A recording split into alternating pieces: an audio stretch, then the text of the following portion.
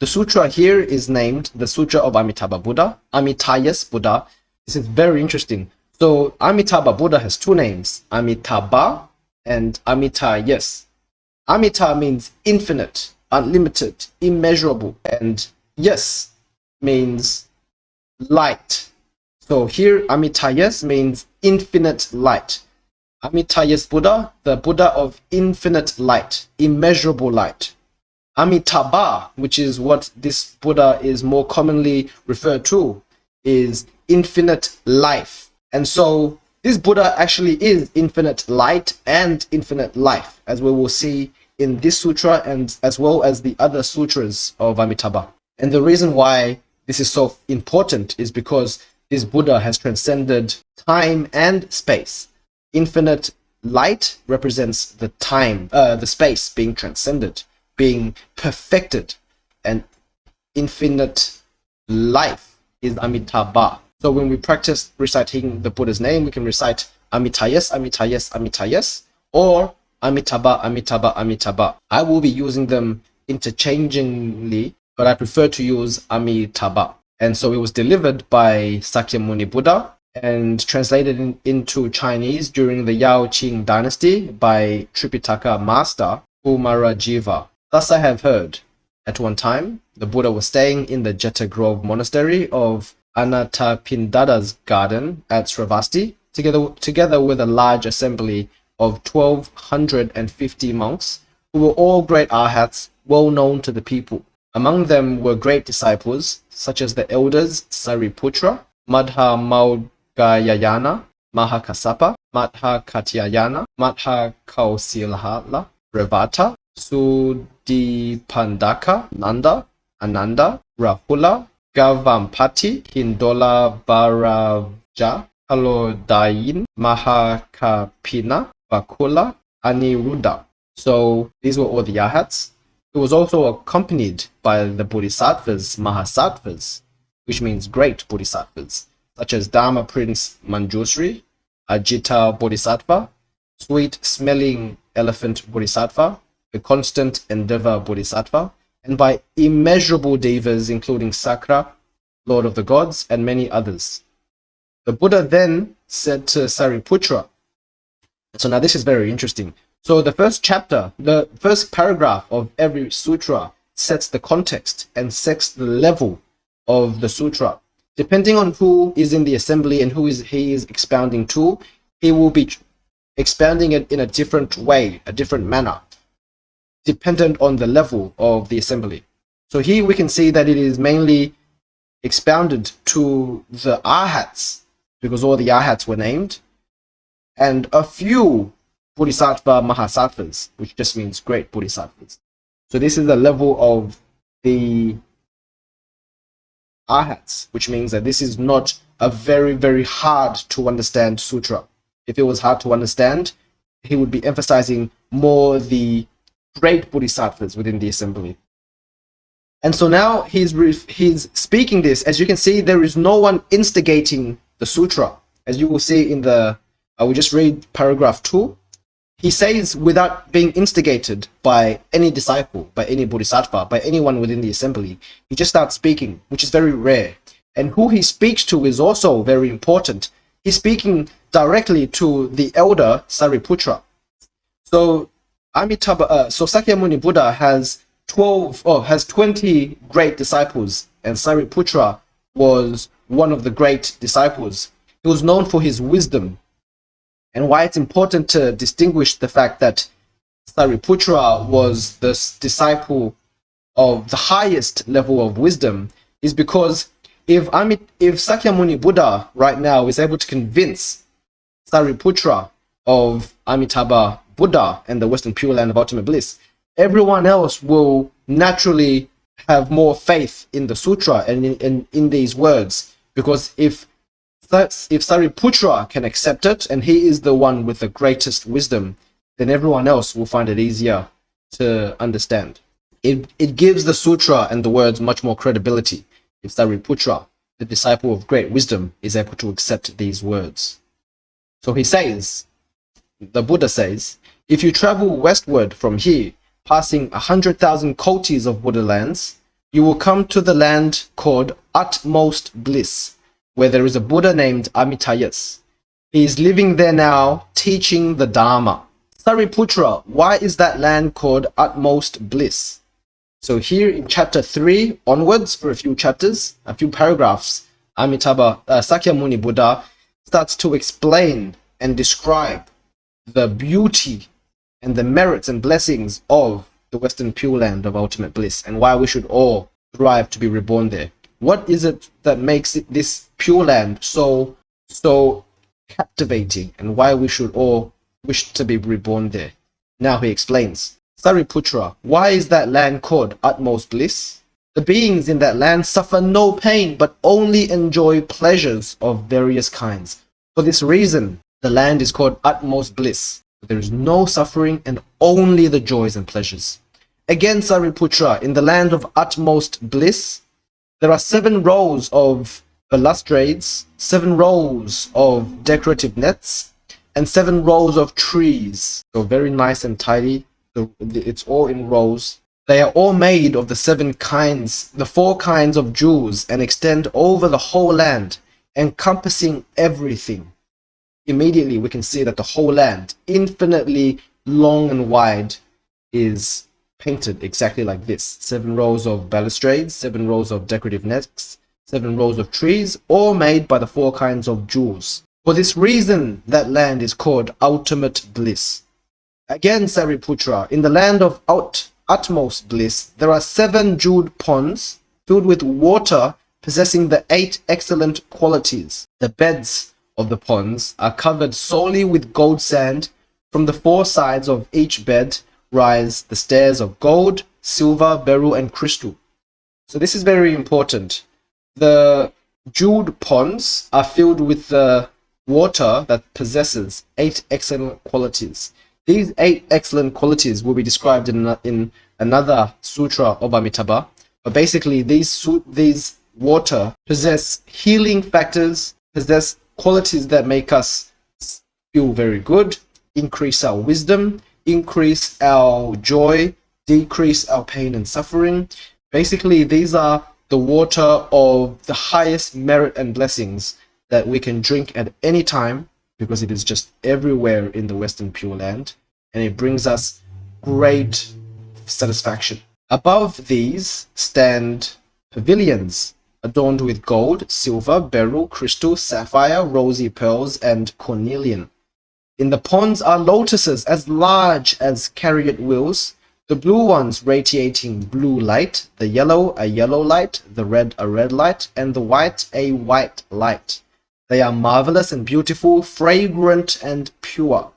Sariputra, the land of utmost bliss, is filled with such splendid adornments. So we can see that they smell good, they look good, they feel good. So this sutra, by setting the setting, appeals to all our 5 senses. We can also extrapolate that this tastes good, it feels good, it smells good, it sounds good, it looks good. Again, Sariputra, in that Buddha land, heavenly music is played continuously. Now, the sutra is appealing to the sense of sound. The ground is made of gold. 6 times during the day and night, mandarava flowers rain down from the sky. Every day in the serenity of early morning, the people of that land fill the hems of their robes with exquisite flowers and go to make offerings to 100,000 kotis of Buddhas dwelling in the worlds of all the other directions. Then they return to the Pure Land for their morning meal. After the meal, they enjoy a stroll. Sariputra, the land of utmost bliss, is filled with such splendid adornments. So here he describes, Sakyamuni Buddha describes the sounds of the Pure Land as well as the activities. So during the day and night, the flowers of Mandarava rain down from the sky. And during the day, what do? They fill their robes with beautiful flowers and make offerings to these Buddhas that they can travel to, that are dwelling in all the worlds, in all the directions, in the quantity of hundreds and thousands of kotis. So these immeasurable amounts of Buddhas, the people in those in the Western Pure Land are able to make offering to all of them within the space of a day. And then after making offering, they return to the Pure Land for their morning meal. After the meal, they enjoy a stroll. And this is basically the day of a being in the Western Pure Land of utmost bliss. They can drink the water that feels good, that rejuvenates and regenerates their bodies. It gives them clarity and wisdom and insight. And then they can go and make offerings to all the Buddhas every single day. And then before lunch, before breakfast, they come back from their offerings to have their meal. After their meal, they can just relax and enjoy a stroll. Again, Sariputra, in that land, there are always many kinds of rare and beautiful birds of various colors, such as white geese, peacocks, parrots, saris, kalavinkas, and jivamijivakas. 6 days during the day and night, birds sing with melodious and delicate sounds which proclaim such teachings as the 5 roots of good, the 5 powers, the 7 practices leading to enlightenment, and the noble eightfold path. On hearing them, all the people of that land become mindful of the Buddha, the Dharma, and Sangha. But Sariputra, you should not assume that these birds are born as retribution for evil karma. The reason is that none of the 3 evil realms exist in that Buddha land. Sariputra, even the names of the 3 evil realms do not exist there, much less the realms themselves. These birds are manifested by Amitayus, so that their singing can proclaim and spread the Dharma. So now we are being appealed to with the sense of vision, talking about how beautiful they are with the various colors, painting a very beautiful picture of all these amazing colorful birds flying in the sky. Then the sutra appeals to our sense of sound. And so this is so important that this sutra right now is setting the context by painting such a vivid image that appeals to all our senses, so that we can visualize it, we can smell it, we can hear it, we can taste it and touch it. The reason why that's so important is because the more we are able to feel the sutra, the deeper and stronger the connection with Amitabha and the Pure Land, and the greater the chance we can get of attaining Pure Land rebirth. And so these birds, the purpose of these birds are to teach us, to proclaim the Dharma, to teach about the 5 roots of good, the 5 powers, the 7 practices leading to enlightenment, as well as the noble eightfold path. And so we are constantly reminded of the triple gem, the Buddha, the Dharma, the Sangha. And so one would naturally think that, why are there birds in the Western Pure Land? Because birds are one of the 3 evil realms, or the 3 unfortunate realms. So there are 3 fortunate realms and 3 unfortunate realms that make up the 6 realms of cyclical existence. And so here he is saying, despite them being birds, they are manifestations of the Buddha. They are not beings that are reborn there because of their evil karma. So let me just quickly touch on the 6 realms. Basically, in total, there are 10 realms. 6 realms are evil realms that are the cyclical realms. The 4 other ones that make up the 10 are the transcendent realms. So the 10 realms, there are from lowest to highest. There are hell beings, ghosts, and animals. And these 3 realms make up the 3 suffering realms, immense suffering realms. The ghost realm, the hell realm, are for beings that have excessive anger. The ghost realm are for beings that have excessive greed, and for the animal realm are for beings with excessive ignorance.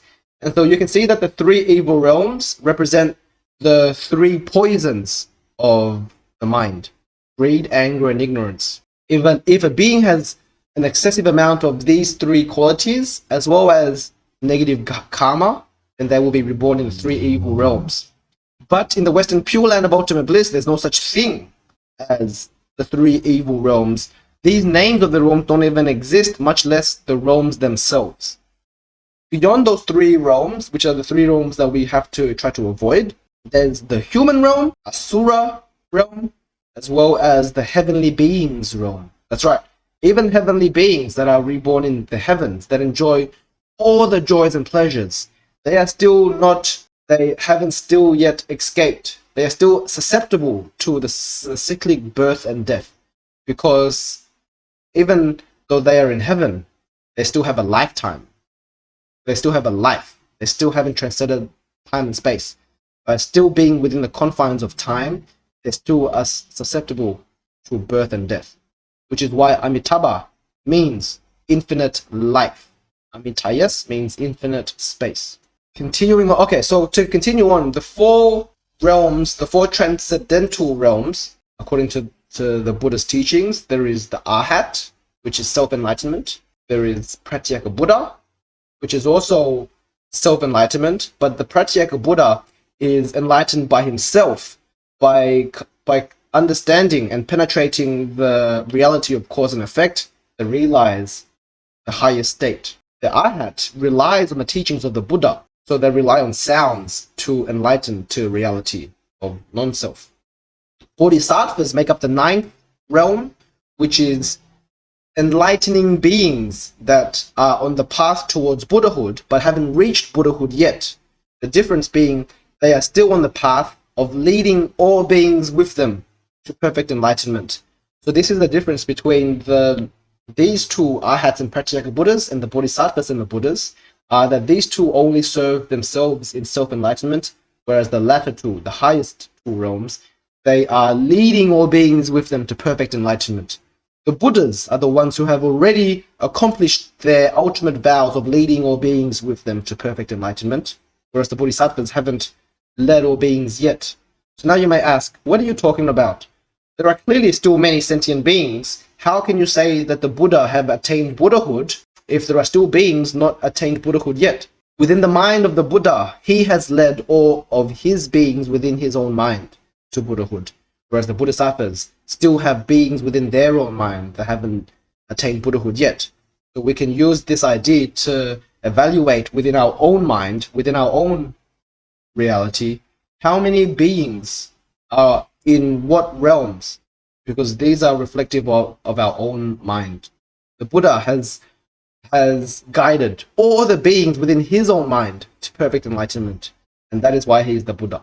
Continuing on, in that Buddha land, Sariputra, when soft breezes waft through the rows of jeweled trees and jeweled nets, they produce subtle, wonderful sounds. So here it's appealing to our sense of touch with the soft breezes and the sense of sound. It is as if 100,000 musical instruments were playing together. Everyone who hears the sounds spontaneously becomes mindful of the Buddha, the Dhamma, the Sangha. This is the triple gem. The Buddha represents the highest path, the highest state. The Dhamma represents the teachings that lead us there.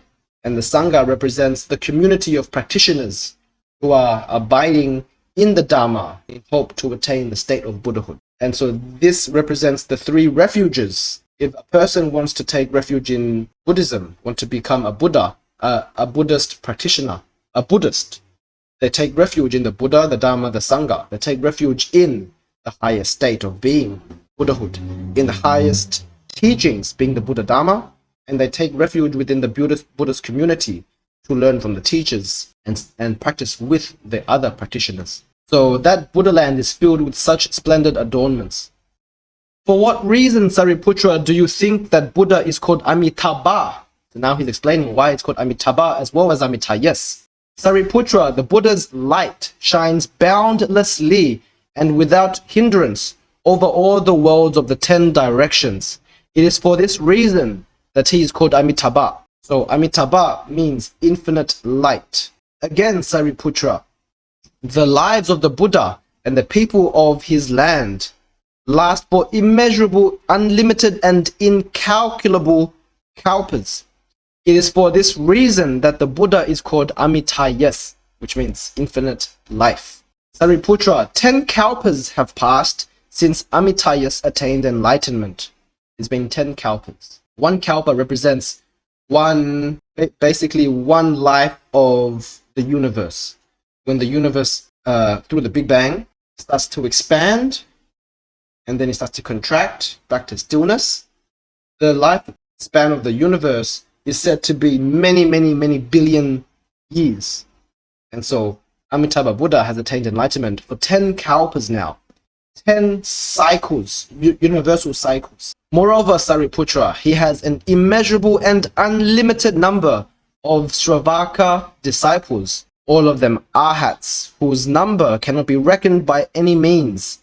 Sravaka is the level of the arhat, the 7th level, the level of transcendent state. His assembly of bodhisattvas is similarly vast. Sariputra, that Buddha land is filled with such splendid adornments.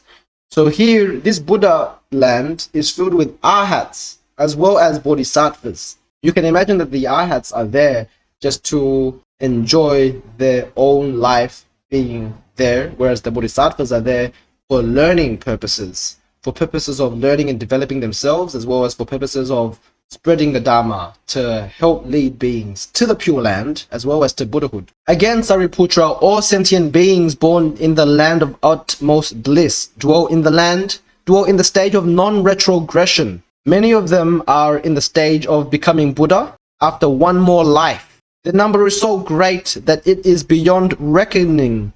It can only be described as immeasurable, unlimited, and incalculable. So this is what I'm talking about again. The stage of non-retrogression means that once you are in the land of ultimate bliss, you will not regress back to the 6 cyclical realms. Heavenly realm, Asura realm, human realm, animals, ghost, and hell realm. Right now we are still in this realm of samsara, which means that there is every chance that we are jumping from realm to realm, from hell to animal, from human being to ghost, from heaven to Asura. Once we're in the Pure Land, we are immediately transcended. Those realms are closed off, and we will not retrogress anymore to the lower realms. We will always stay at that realm. Many of the beings there are at the stage of becoming a Buddha after one more life. For the next life, they will become the highest state. Sariputra, those sentient beings who hear of that land should aspire to be reborn there. So now he's speaking directly to you and me. The sentient beings who hear of that land should aspire to be born there. Why? Because they will be able to meet such sages of supreme virtue. Sariputra, one cannot attain birth in that land with few good roots or a small store of merit. Sariputra, if a good man or woman who hears of Amitayus holds fast to his name even for a day, 2 days, 3, 4, 5, 6, or 7 days, with a concentrated and undistracted mind, then at the hour of death, Amitayus will appear with a host of holy ones. Consequently, when their life comes to an end, the aspirant's mind will not fall into confusion, so they will be born immediately in the land of utmost bliss of Amitayus. Sariputra, perceiving these benefits, I say, all sentient beings who hear this teaching should aspire to birth in that land, to be born in that land. Here he is saying that someone who is to be born there cannot be born there with few roots of good or small store of merit. You need to have a lot of powerful, strong, deep-lying merits and roots. The best way to do that is to recite the Buddha's name. Every time we recite the Buddha's name, we attain the powers and the merits and blessings and virtues of the Buddha. So he says here very, very directly, if a man who hears of Amitayus holds fast to his name for even just 1 day, we can maintain single-pointed concentration of his name for just 1 day, or 2, 3, 4, 5, 6, or 7 days, with a concentrated, undistracted mind. Then at the hour of death, Amitayus will appear with his host of his segregation of bodhisattvas and arhats to lead us to the Pure Land. At the time of death, as mentioned, as stated in the sutra, many times we will be afflicted with confusion. We will be having a lot of conflicting thoughts of what do I want, where am I going, how do I feel, what do I think, what am I attached to. All these things will cloud our mind, and we will not be able to penetrate those thoughts, and those thoughts will carry us to the next birth, the next state of existence. And what those thoughts upon the time of death, what those thoughts consist of will lead us to that birth. For example, if we are thinking of all the positive, joyful memories and experiences and thoughts, we are going to heaven. If we are full of anger and hatred, we go to hell. If we are full of greed and jealousy, without the merit to back it up, we go to the ghost realm. If we are clouded in mind and judgment, full of ignorance and stupidity and lack of clarity of awareness, we go to the animal realm. And if we have a mixed balance of everything, we go back to the human realm. Sariputra, just as I praise the inconceivable virtue of Amitayus, so do the Buddhas in the eastern direction as numerous as the sands of the Ganges river, such as Aksobhya Buddha, Merudvaya Buddha, Mahameru Buddha, Meruprabhasa Buddha, and Manjusvara Buddha. While dwelling in their own lands, they extend their long, broad tongues and encompassing with them the universe of 1,000 million worlds, pronounce these words of truth. Sentient beings should accept this sutra entitled Praise of the Inconceivable Virtue and Protection by all Buddhas. So clearly this sutra is stating that there are a lot of Buddha lands in the 10 directions. Right now he's listing the ones in the eastern direction. And he's saying that all of these Buddhas are praising the exact same sutra, which is to praise the inconceivable virtue, and so that you can be protected by all Buddhas. And so we have to practice this, and this sutra, the teachings within the sutra, is also praised by every single Buddha within the 10 directions. Sariputra, there in the southern direction, Buddhas as numerous as the sands of the Ganges river, such as Kandrasuya Pradipa Buddha, Yasaprabha Buddha, Mahakiskanda Buddha, Meru Pridipa Buddha, Anatavaya Buddha. While dwelling in their own lands, they extend their long, broad tongues and encompassing them with the universe of 1,000 million worlds, pronounce these words of truth. Sentient beings who accept this sutra entitled Praise of the Inconceivable Virtue and Protection of all Buddhas. Sariputra, there are in the western direction Buddhas as numerous as the sands of the Ganges river, such as Amitayus Buddha. So this is Amitayus Buddha that we're reading about now. He is in the western direction. Amitaketu Buddha, Amitabha Buddha, Mahaprabha Buddha, Mahaprabhasa Buddha, Ratnaketu Buddha, and Sudarasmi Prabha Buddha. While dwelling in their own lands, they extend their long, broad tongues and encompassing with them the universe of 1,000 million worlds, pronounce these words of truth. Sentient beings should accept this sutra entitled Praise of the Inconceivable Virtue and Protection by all Buddhas. Sariputra, there are in the north direction Buddhas as numerous as the sands of the Ganges river, such as Akiskanda Buddha, Vaisanaranigosa Buddha, Dupradara Dasa Buddha, Aditya-sambhava Buddha, Jalini Prabha Buddha. While dwelling in their own lands, they extend their long, broad tongues and encompassing with them the universe of 1,000 million worlds, pronounce these words of truth. Sentient beings should accept this sutra entitled Praise of the Inconceivable Virtue and Protection by all Buddhas. There's 2 more. So now we've done north, south, east, and west directions. Now we're doing the Nadia and Zenith, which is the upper direction and the lower direction. Sariputra, there are in the Nadia Buddhas of as numerous as the sands of the Ganges river, such as Sima Buddha, Yasa Buddha, Yasa Prabhasa Buddha, Dhamma Buddha, Dhamma Vaya Buddha, Dhamma Daha Buddha. While dwelling in their own lands, they extend their long, broad tongues and encompassing with them the universe of 1,000 million worlds, expound these words of truth. Sentient beings should accept this sutra entitled Praise of the Inconceivable Virtue and Protection by all Buddhas. Sariputra, there are in the zenith, the final direction, Buddhas as numerous as sands of the Ganges river, such as Brahmagosa Buddha, Naksatiraja Buddha, Gandotama Buddha, Gandaprabhasa Buddha, Mahakiskanda Buddha, Ratnakusamapudiptigatra Buddha, Salegra Buddha, Latnopalasri Buddha, Savadadasa Buddha, and Sumeru Kalpa Buddha. While dwelling in their own lands, they extend their long, broad tongues and encompassing with them the universe of 1,000 million worlds, expound these words of truth. Sentient beings should accept this sutra entitled Praise of the Inconceivable Virtue and Protection by All Buddhas. So, Sariputra, why do you think this teaching is called Sutra of Protection by All Buddhas? Sariputra, all good men and women who hear this sutra and hold fast to it, and also those who hear the names of all those Buddhas, are protected by the Buddhas and dwell in the stage of non-retrogression for realizing highest and perfect enlightenment.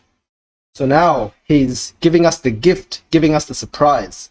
Again, saying that as long as we have been able to hear this sutra, which we clearly have and are doing, we hold fast to it, which means that we have faith in it and we practice it, which I hope we do. And those who hear the names of the Buddhas, which we've just heard, we are protected by the Buddhas and dwell already in the stage of non-retrogression. So this is the inconceivable merits and virtues of this sutra. Just by having been exposed to it, having the sounds of it cross our ears, having the image flash through our eyes, and having the sense of touch penetrate our skin, the sense of taste of the waters enter our mouths, and having the smell whiffed through our nose, as well as the image and the entire idea and concept of this Pure Land penetrate our mind, we now dwell in the stage of non-retrogression. This is why, Sariputra, you should accept my words in faith and the teachings of all the Buddhas. Faith is very important, because if we don't have faith, then the penetration is not strong. We don't have the penetration at all, because we require the faith to accept the words of these teachings. This is why, Sariputra, you should have faith in these words and the teachings of all the Buddhas. Sariputra, those who have already aspired, now aspire, or in the future will aspire to be born in the land of Amitabha Buddha, or dwell in the stage of non-retrogression for realizing highest perfect enlightenment. So there are three types of people: those who have already aspired to be born there, those who now begin to aspire to be born there, or those who in the future will aspire to be born there. All these three types of people, as long as they have conceived of the idea of Amitabha Buddha, already dwell in the stage of non-retrogression for realizing the highest perfect state of enlightenment, being Buddhahood. They have already been born, are now being born, or will be born in that land. Hence, Sariputra, good men and women of faith should aspire to be born there. Sariputra, just as I now praise the inconceivable virtue of all other Buddhas, they also praise my inconceivable virtue, saying, Sakyamuni Buddha, you have accomplished an extremely difficult and unprecedented task. In this Saha world, during the evil period of the five defilements, those of time, views, passion, sentient beings, and lifespan, you have attained highest perfect enlightenment, and for the sake of sentient beings have delivered this teaching, which is the most difficult in the world to accept as faith.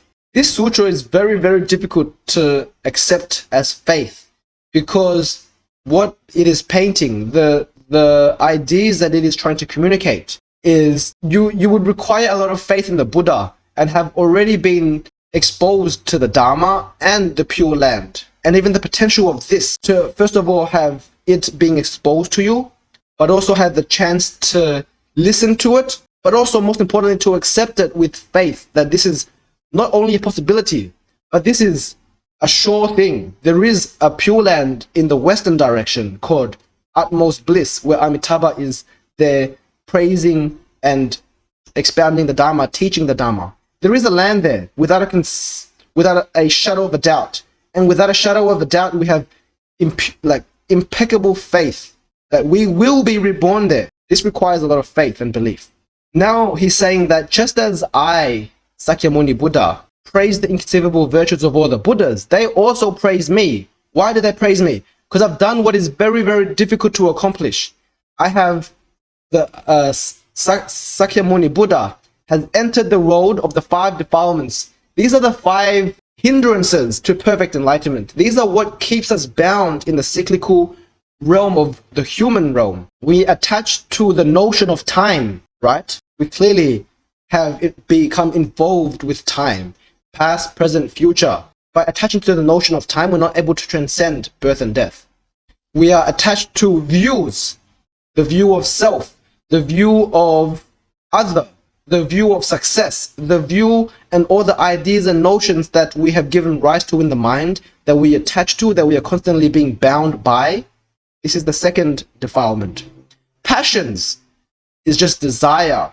The things that we are attached to, our family, our loved ones, our careers, our ambitions, all as well as all the things that we attach to not having, all the things we fear, all the things we don't like, all the things we hate, all the things we have an adverse reaction to, adverse relationship to. Those are the passions. Sentient beings, we have attachment to sentient beings, right?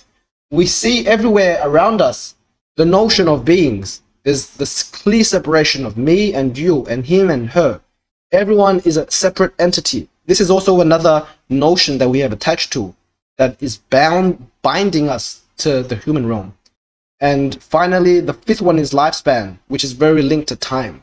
We have a clear notion of lifespan. We have a time of death, we have a time of birth, we have a time in between. And so because we are attached to these five defilements, time, views, passion, sentient beings, and lifespan, it is very, very difficult for us to escape, to transcend these views. And the Buddha has come within these defilements to praise something that helps us, to preach something to help us escape these confinements. It's very, very difficult. First of all, we are not even able to see, many of us are not even able to see that these are just illusions, that these are just notions that we have created in the mind that we are attaching to. We see it as so real. Time is real. Sentient beings are real. Lifespan is real. My views are real. My passions are real.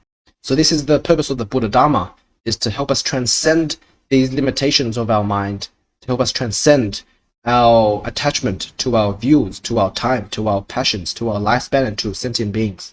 Sariputra, you must realize that I have accomplished this difficult task during the period of the five defilements, that is to say, having attained highest perfect enlightenment, I have, for the sake of the world, delivered this teaching, which is so hard for people to accept in faith. This is indeed an extremely difficult task. The difficult task is for the Buddha to attain enlightenment here. The difficult task is for the Buddha to preach the Dharma in this world where there is so much doubt, so much hatred, so much anger, so much conflict. The difficult task is for beings to hear the Dharma, to accept the Dharma, have faith in the Dharma. The most difficult task of all is for people to practice the Dharma and to attain the fruits of the teachings. When the Buddha had delivered this sutra, Sariputra and all the monks, together with beings of all the whole world, including devas, humans, and asuras, rejoiced at what they had heard and reverently accepted it. Having worshipped him, they departed. End of the Sutra of Amitayus Buddha, delivered by Sakyamuni Buddha.